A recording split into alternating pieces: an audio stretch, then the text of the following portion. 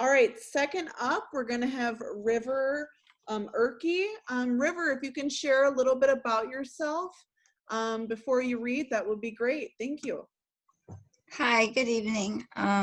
Thank you for doing this, and it's wonderful to be in the lineup here. I guess there's a saying that I've had for some years is I have the heart of a poet and the eyes of an artist. And I live currently in River Falls, Wisconsin. I'm a longtime Minnesotan though. I grew up in Duluth. And yes, and oh, I have a website. It's rivermaria.org. And there's a poetry blog connected to it, Pocket of Agates.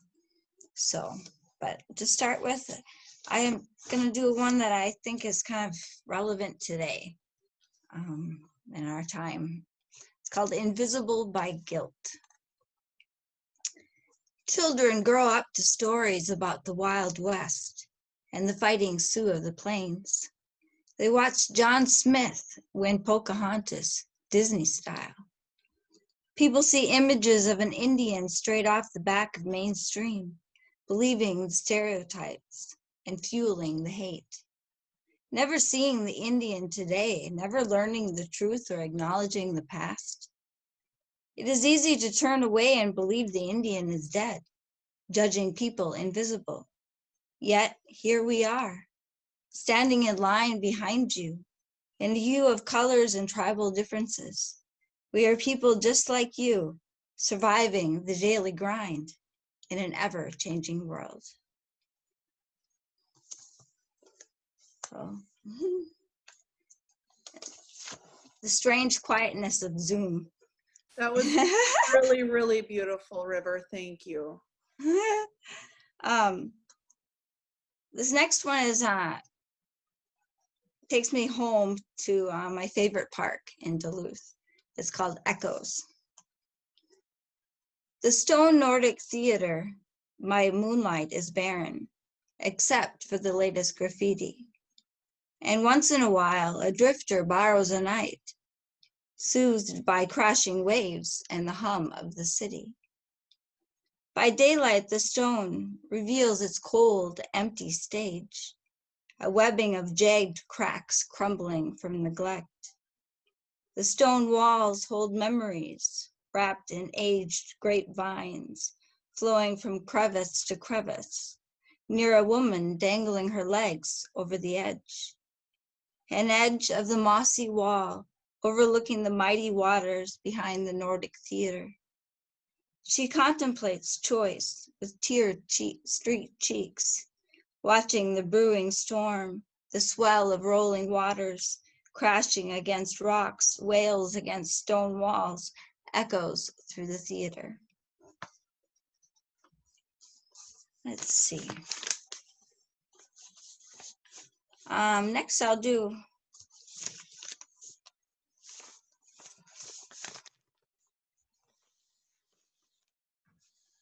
this one. It's called Cartwheels. I remember my hands touching the ground for a sideways second, as my feet flew above, landing with my arms raised to the sky. I remember the wind rushing through my hair as I dashed between trees, bare feet on rich dirt. I remember those times long past, before my body went mad and forgot what my mind will not let die. I remember my fight against all odds, the strength I once had before pain broke me down. I remember the woman that promised never to give up. Where is she hiding today? Come out, I tell her. It's time to kick some ass. I want to do a cartwheel again. A little side note for who doesn't know me, I'm disabled and I walk with a walker for now. I've had MS for over 20 years. Next, I have two more. Is that cool? Yeah, go for it. Okay. We're good. You're good. You're only like 4 minutes in. I'm kind of keeping track of time. I'm not very far in. Okay. My first harvest. My first harvest began on the tail of a dream, with frames of another time that became mine the day we cruised north in our old Chevy, prepared to race all day. In a cloud of dust, we arrived upon the lake we sought, bursting with Monoman standing tall and proud. You unload the canoe, the gear, and then carry me with my compromised legs down to the shore. I offer a sema, totally ready to prove to all, but most importantly to myself, I can do this. With one push, we're off into a maze of reeds, swaying in the wind, releasing aromas surrounding my every cell. Quickly, you find your rhythm as we glide between your every pull. I bend reeds down and knock the rice free as we go deeper into the rice bed. Breathing in traditions, I feel the harvest within. As I gather Monoman like my ancestors, an experience of a lifetime on a day of breathtaking beauty. I forgot to say in the beginning before this started that Monoman is wild rice and Asema is prayer tobacco. So we can go back on that. Yeah. Can I actually do two more if I can find the one of them? Or okay, stone therapy. This is another Duluth original one about Duluth. Among those stones resting upon my windowsill, a little voice calls out to me, "Go home.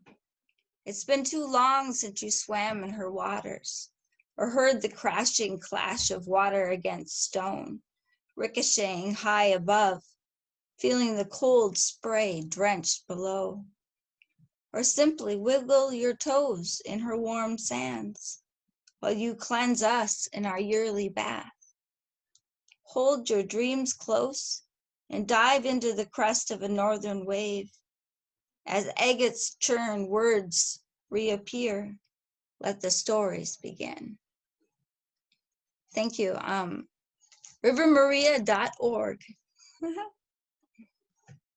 Perfect. Thank you so much, River. Those poems are just, they go right to the heart. And I feel you on those.